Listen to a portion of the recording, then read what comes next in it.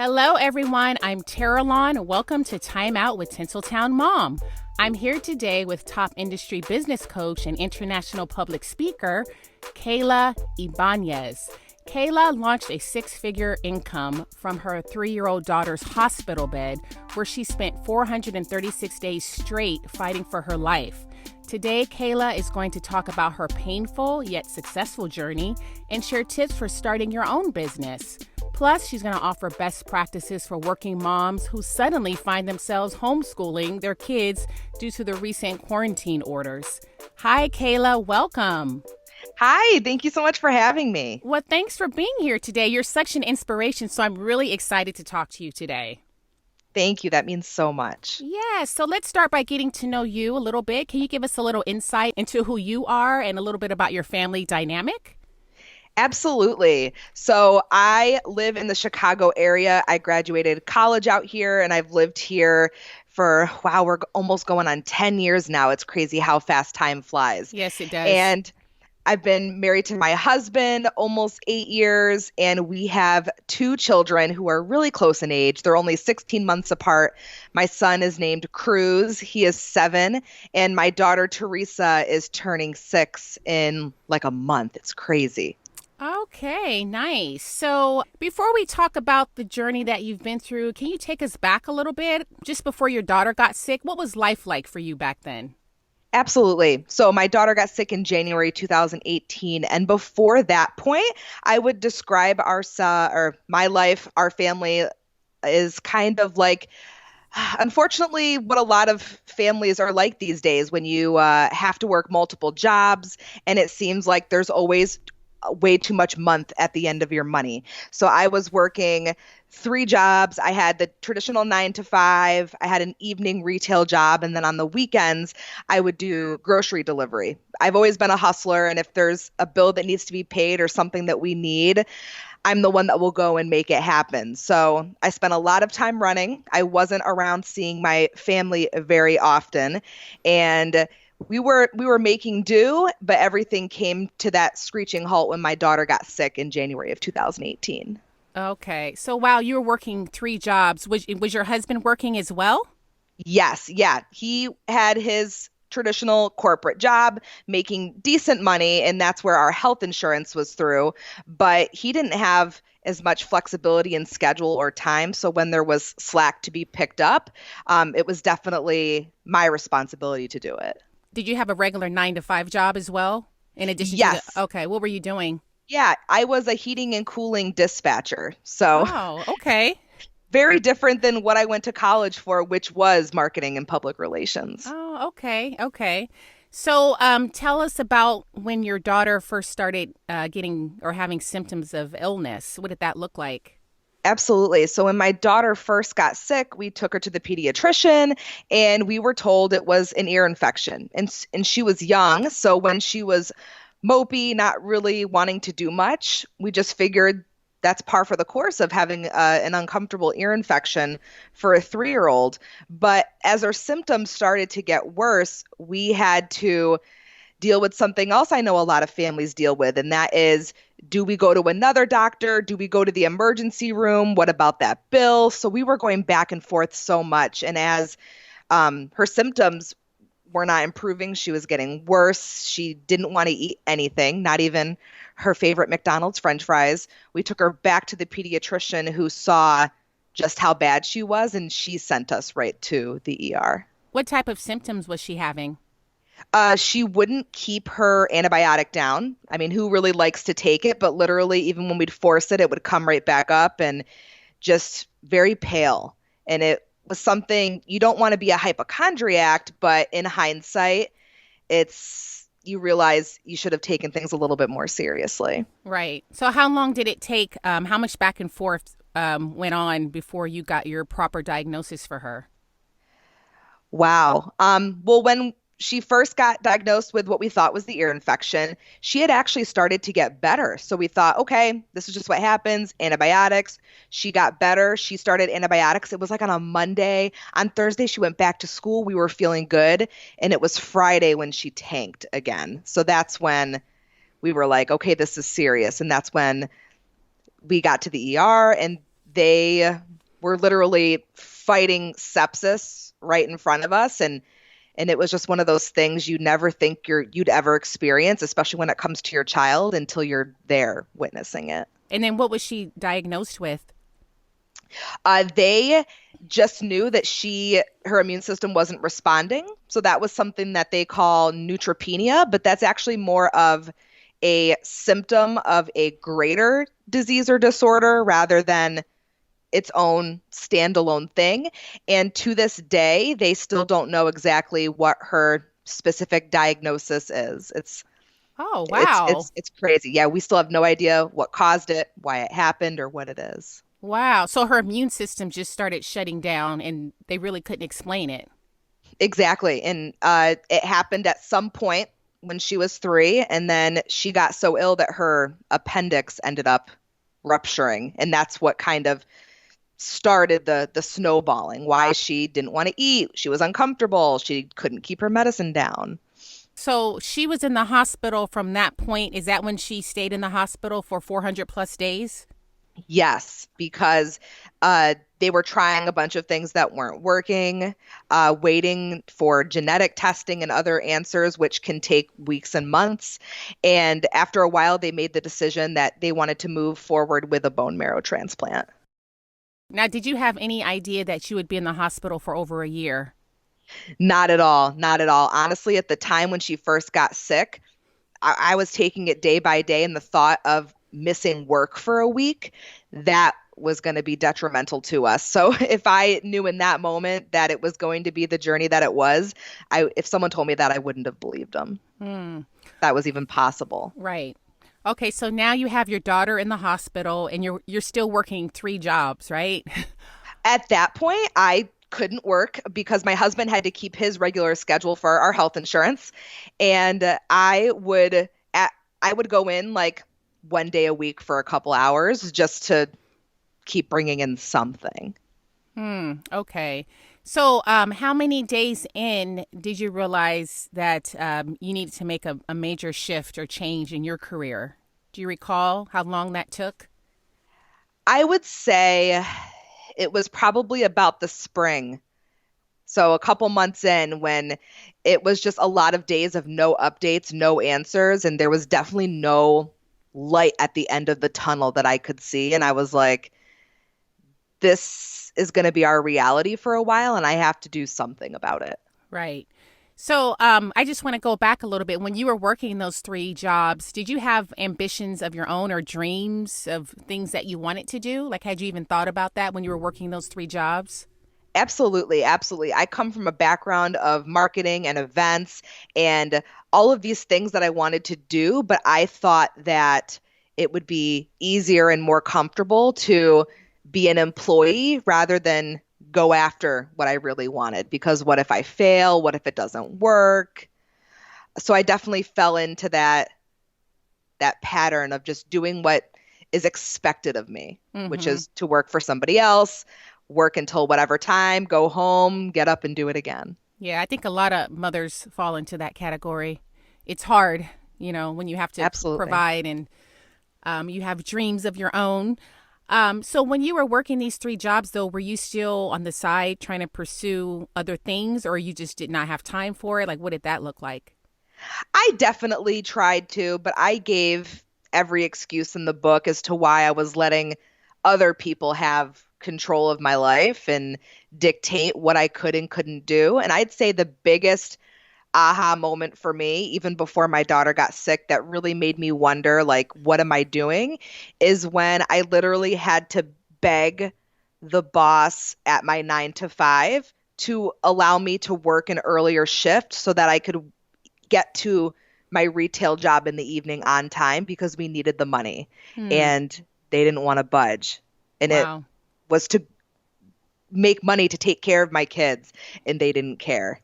So fast forward again, you're in the hospital a couple of months in, you realize, you want to start getting back into your passions. Like, what did that look like? What was your passions anyway? Like, what did you want to do ultimately?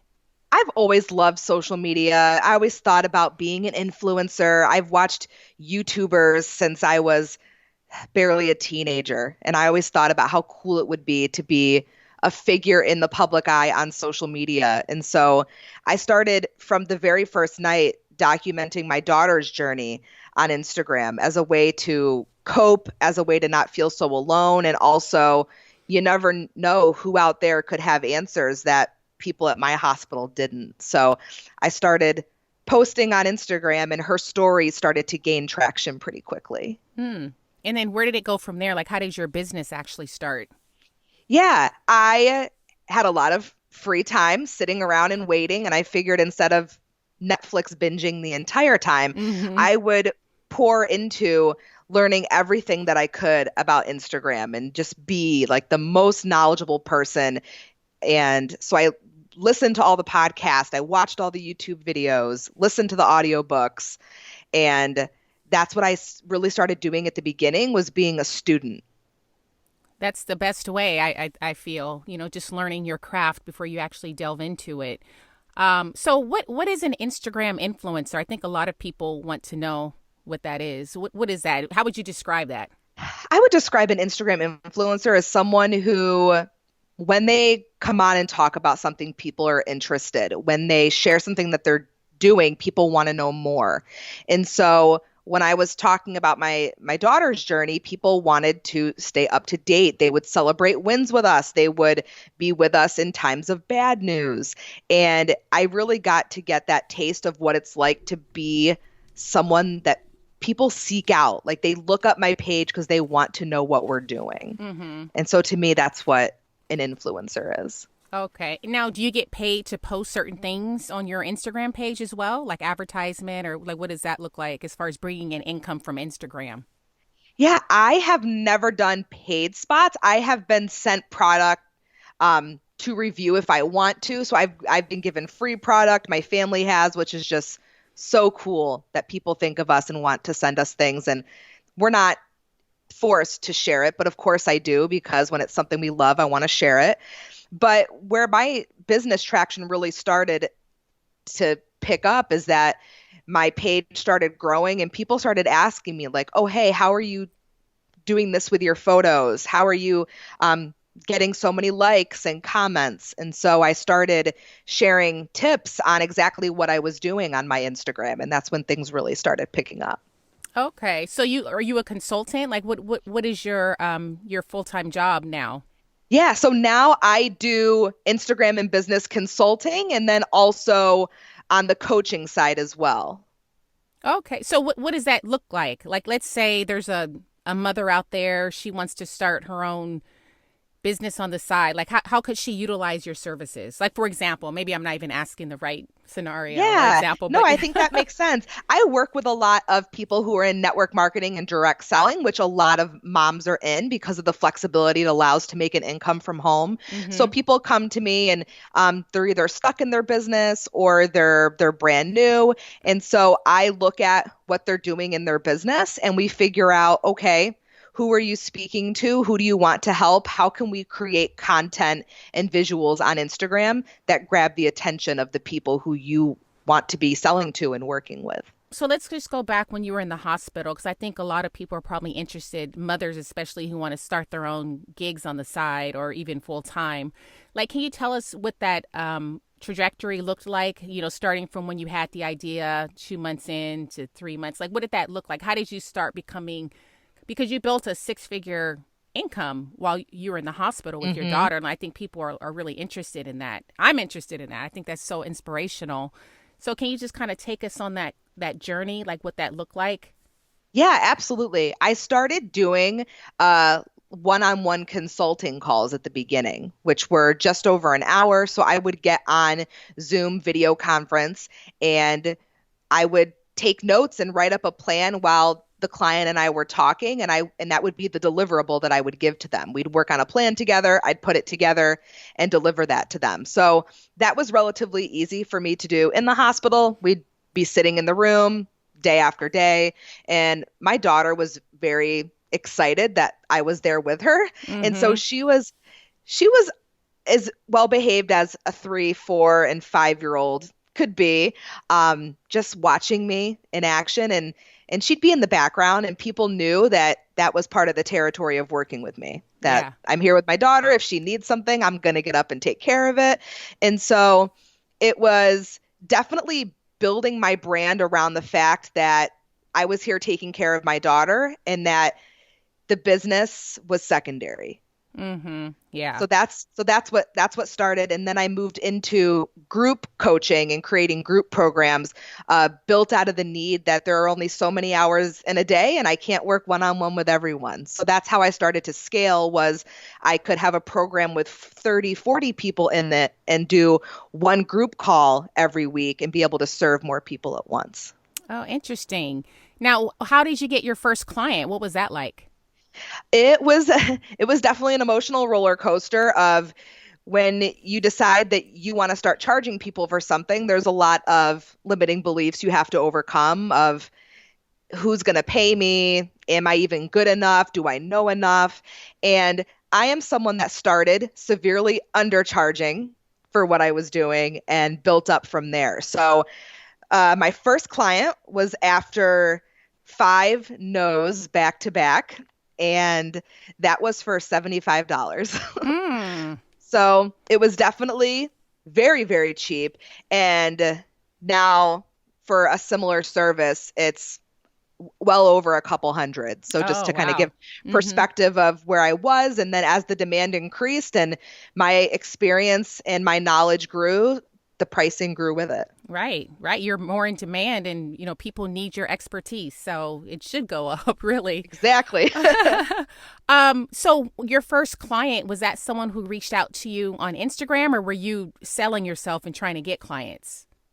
Yeah, I was definitely posting about, hey, I'm offering these consultation calls, but something that my brand has always been built off of is that I don't cold message people. So people come to me, whether they're either outright asking me, I want to work with you, how much do you cost? Or can you help me out with this? And I'll recommend my service. So that's what my brand is built off of, is stopping hey girl messaging, those messages from someone you haven't talked to in forever. Hey girl, do you want to buy my product? So Yeah. that's what I help people do. I help them get away from that. So I practice what I preach. I don't just throw my services out for everyone. I let them know, hey, this is available. If you want it, shoot me a message and I'll send you the application.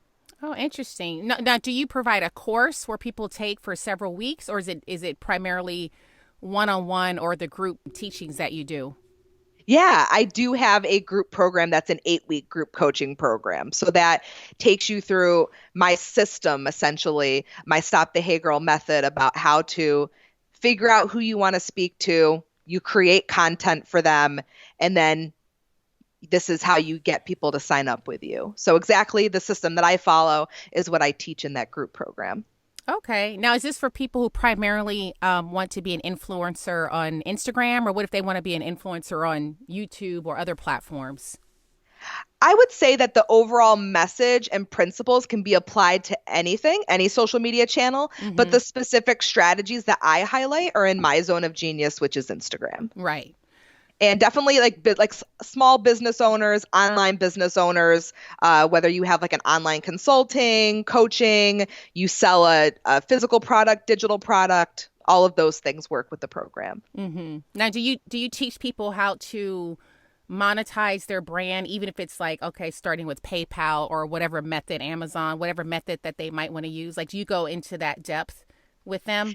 That's definitely more of my higher level mentorship, Mm-hmm. because some people do decide that they want to start something exactly like I did, just out of nowhere, essentially, Yeah. or from a thought concept. So that's what I mostly work with people on in one-on-one coaching, because that's very personalized and I'm able to take them through literally exactly what I did to build my company from an idea into a living, breathing thing. Okay. So you can literally take someone from the beginning, from infancy to an actual running business. That's what you do. Absolutely. Yes, that's Oh, definitely, okay. yeah. That's amazing. That's amazing. So you've had your business for what, like a year and a half now?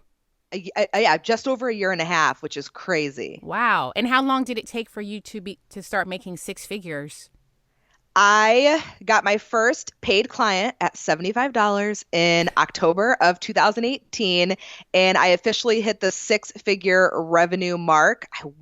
I'm not sure of the exact date, but I remember where I was when that payment came through. It was mid-July of 2019. That is amazing, Kayla. That is amazing. Thank you so much. Wow. Now, I know this is probably going a little bit into much depth because people may not understand. Some people, affiliate marketing, like do you talk about that in some of your courses as well, like how to best approach that? I don't personally teach that, but that is actually something that I'm starting to adapt within my own business, are taking some of my clients who Yeah, want to make an additional income stream since they've gone through my programs, right. and they can refer them to other business owners who they know, and they can make an affiliate cut from that. Oh, okay. Now, I'm going to ask this question. It's a big question. You may not be able to answer it, but I'll just ask it anyway.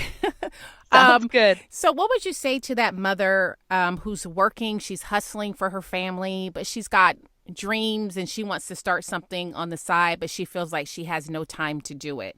Like, Mm. just I know there's a lot in there, but like just off the bat, do you have any like practical advice for her, like where to start? Yeah, I would say before I get into practical, I kind of want to put my coaching hat on, Mm-hmm. is I say to people that I felt the exact same way, but then as I was faced with not knowing if my daughter was going to live or die, it really made me realize what was important, and all the years that I spent playing small and I literally had nothing to show for it. And it was one of those things where I had to play the scenario in my head of what if she doesn't come home?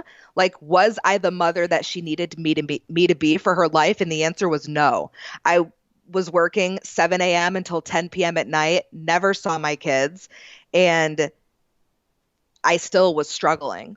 So it really made me realize I could stay on that hamster wheel, or I could get uncomfortable and go after something that was going to fulfill me and allow me to actually be there for my family. So I always walk people through, like, is it that you really don't have time, or is it something else? Because usually it's always something else. We always can find time and find money for things that we want.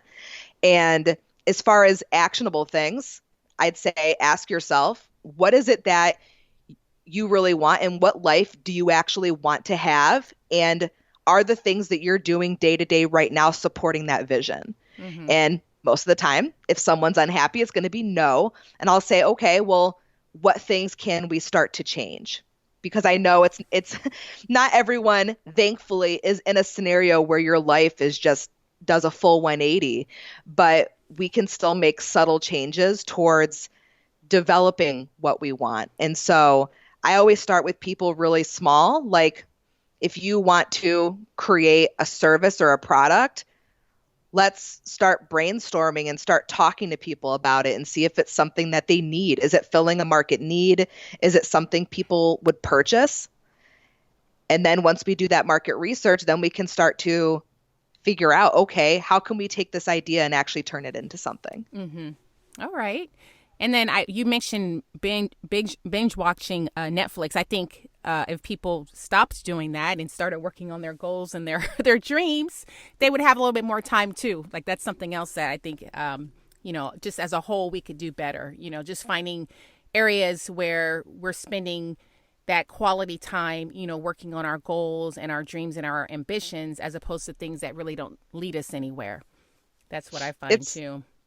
it's so true. And I think that if you take the time and get uncomfortable to build the life that you want, then you do the work you need to do, and then you can spend the afternoon watching Tiger King, and then that's totally fine because Yeah. you did what you needed to do already. Yeah, because you do need your downtime too. That's for sure. You do need that. Absolutely.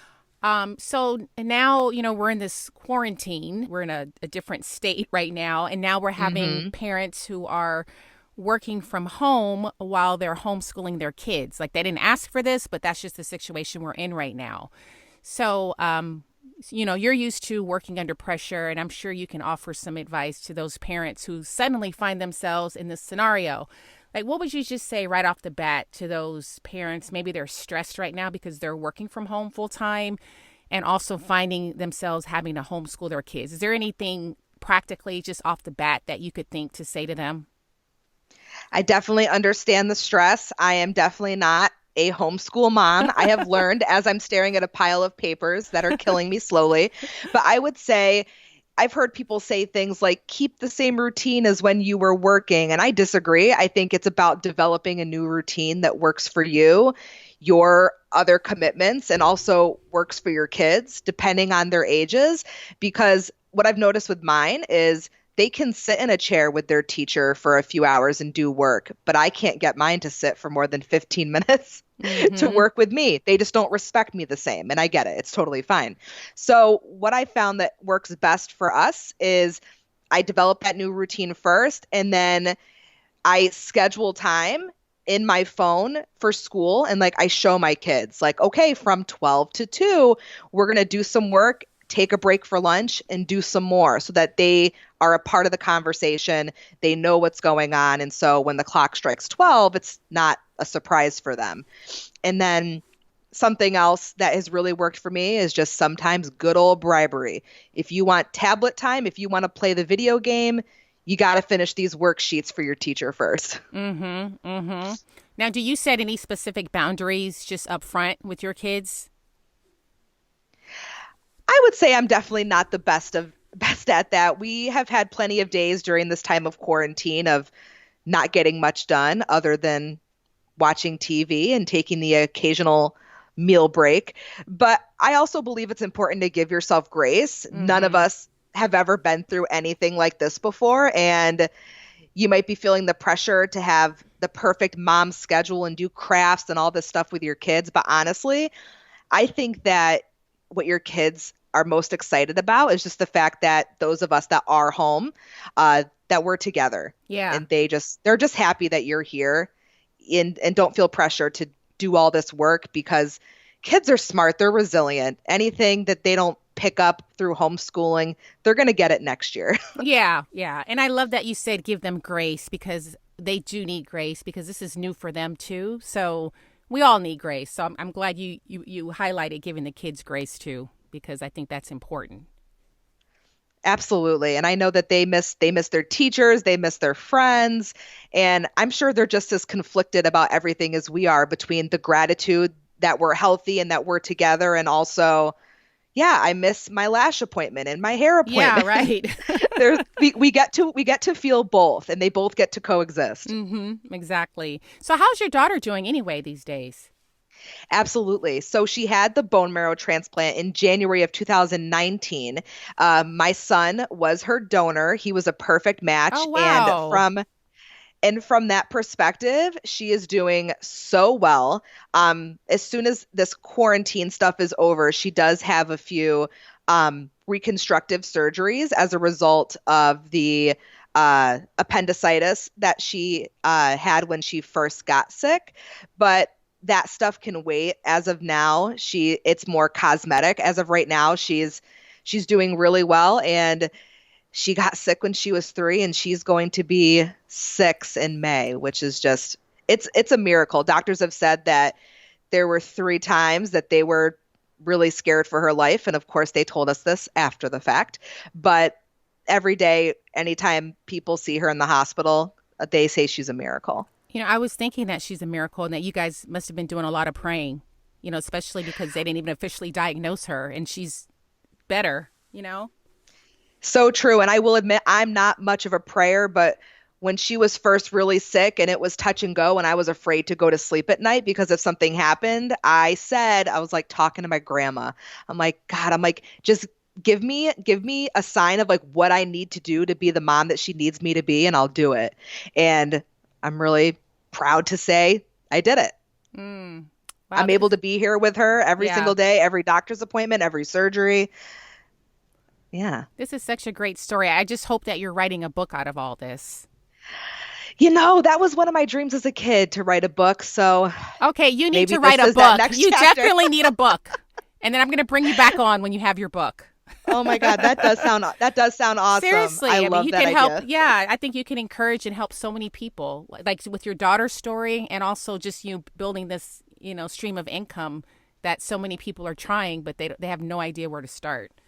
So I think you have a And lot and to encourage people with.